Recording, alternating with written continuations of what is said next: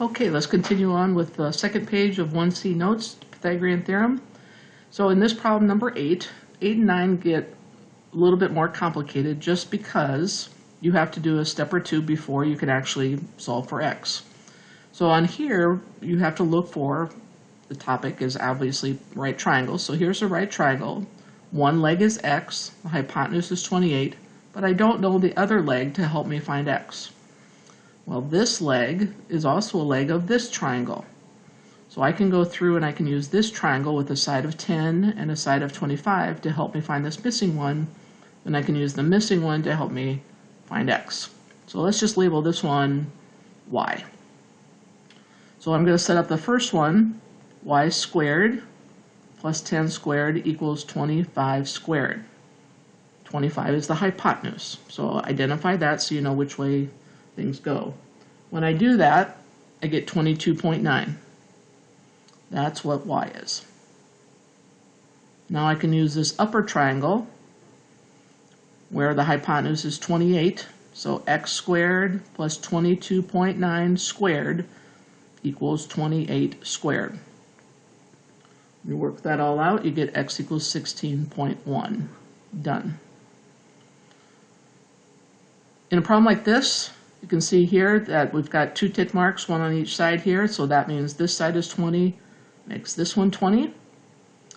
We have 26 here on top. These come straight down, so that means it's 26 right there in the middle from here to here.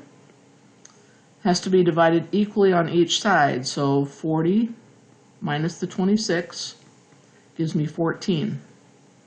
Divided by 2 gives me 7 and 7. Now, why did I go through all that? Because I want to find x. In order to find x, I have to know the other two sides or I can't do Pythagorean theorem. So in this case, I needed to recognize tick marks being equal and that straight down coming across measures will also work. So here's my right triangle. Hypotenuse is 20. So x squared plus 7 squared equals 20 squared. So x is going to equal 18.7. Now, how are these applied? First thing it says in the directions is draw a picture. Okay. Now, when we're doing Pythagorean theorem, when we're trying to do applications, we have to think of things like in real life that would be straight up and down. We have to think of things that would be laying flat, like along the ground or along the water. And then we have to think of things that would slant. Okay, like a ladder will slant, or a slide, those kind of things. So up and down are going to be things like a building, or a tree, or a house. This is going to be the ground, maybe a shadow. And then this is going to be something that's going to lean up against it.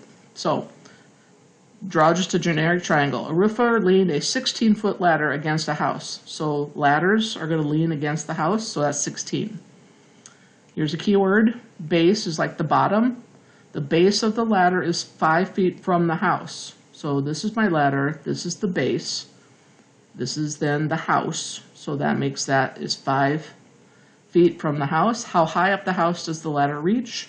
So here's my house, how high is that? There's my x. And then use Pythagorean theorem. This is the hardest part of these, just making sure you're getting the right numbers on the right correct side. So here's my right triangle. 16 is my hypotenuse, so x squared plus 5 squared is going to equal 16 squared. When I do that, I'm going to get x is 15.2 feet. These are application problems, so we will need to label those. Number 11, Kurt is building a rectangular deck. So here's my rectangle. The dimensions of the deck are 10 feet by 23 feet. So 10 feet by 23 feet. What is the length of the diagonal on the deck? Diagonal goes from point to point. So I need to know that's my x.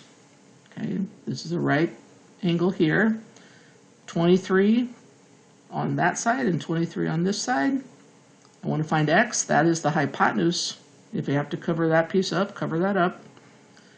So 10 squared plus 23 squared equals x squared. x is going to equal 25.1 feet. You can also make sure that your answer makes sense, that the diagonal would be the hypotenuse, the longest side, and 25 is longer than the other two. Number 12, Ashley jogged 3.4 miles east. So if you remember north, south, west, and east. So if this is where she started, she's going east. She went 3.4. And then south. South is going down. And then she went 5.7. How far is Ashley from her starting point? So this is where she ended.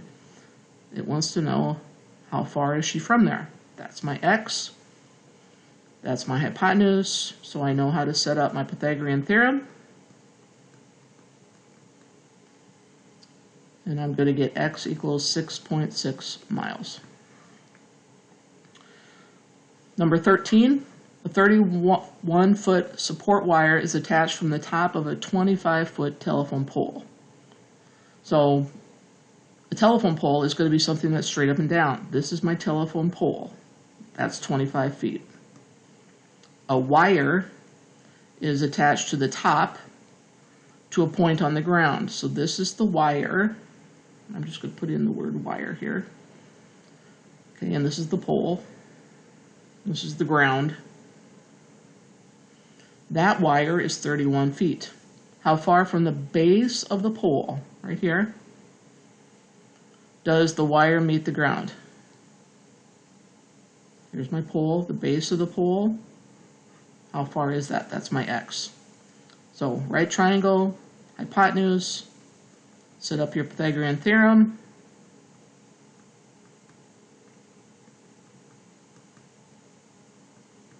Make sure it makes sense, that this is 18 and 25 and 31. That makes sense. Good to go. So let me just put on here real quick the first 2 pages of notes with all the problems worked out.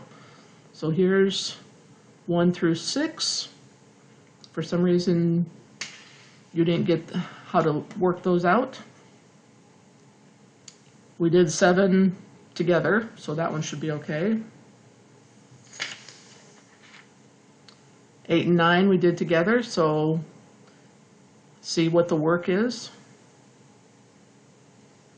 And then the applications for the first one here. Let's see if I can get this shrunk. There. Those are the answers that we got and the pictures that we drew and how to set up those equations and solve through.